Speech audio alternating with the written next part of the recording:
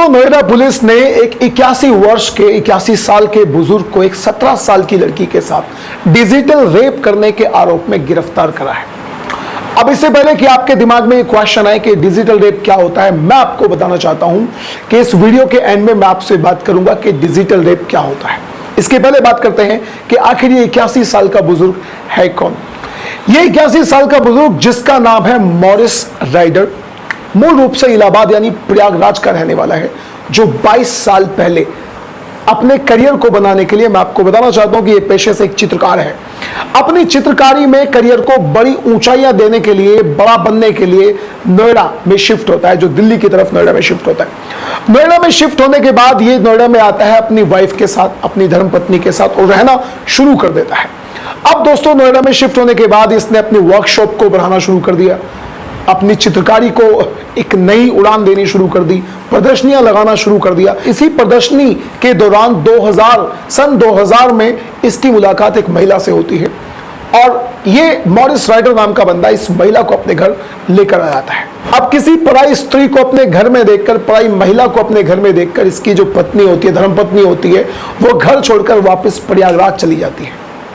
इतना सब कुछ हुआ और ये व्यक्ति उसी औरत के साथ रहना शुरू कर देता है जिस औरत को ये अपने साथ लेकर आया था।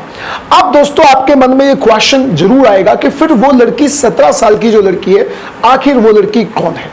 मैं आपको बताना चाहता हूं कि इसी व्यक्ति की शिमला में एक वर्कशॉप थी, और उसी वर्कशॉप में काम करने वाले एक व्यक्ति की वो लड़की है जिसे ये इंसान यानी मॉरिस राइडर नाम का व्यक्ति अब से 10 साल पहले अपने साथ इस बहाने से लेकर आया था कि वो इसे पढ़ा लिखा कर किसी लायक बनाएगा। लेकिन दोस्तों, पढ़ाई की आड़ में अब आपको पता ही है कि वो उसके साथ क्या करता था।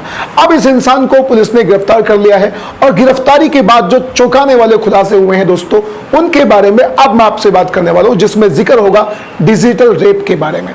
उसके पहले मैं आपको बताना चाहता हूं कि यह इंसान पहले हिंदू हुआ करता था, लेकिन बाद में इसने अपना धर्म बदलकर ईसाई धर्म को अपना लिया। अब दोस्तों, बात करते हैं कि आखिर ये डिजिटल रेप क्या होता है। डिजिटल रेप, सबसे पहले बात करते हैं कि डिजिट का मतलब क्या होता है। डिजिट का मतलब नंबर भी होता है, लेकिन हमारे हाथ पैरों की उंगलियों से भी डिजिट का एक इंग्लिश के वर्ड डिजिट का हिंदी में मतलब हमारे हाथ पैरों की उंगलियों से भी निकलता है।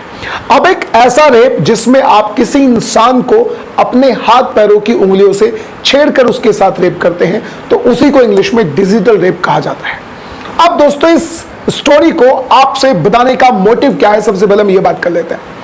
इसका मोटिव यह है कि अगर आप खुद अपने बच्चे की जिंदगी नहीं बना सकते, उसे नहीं पढ़ा सकते, तो आपको अपने दिमाग में यह बात जरूर फिट करनी चाहिए कि फिर आपके बच्चों का करियर, आपके बच्चों का भविष्य या उनकी एजुकेशन को इस दुनिया में कोई भी इंसान बिना किसी लालच के पूरा नहीं कर सकता। उसे केवल और केवल आप ही कर सकते हैं, वो भी बिना किसी लालच के।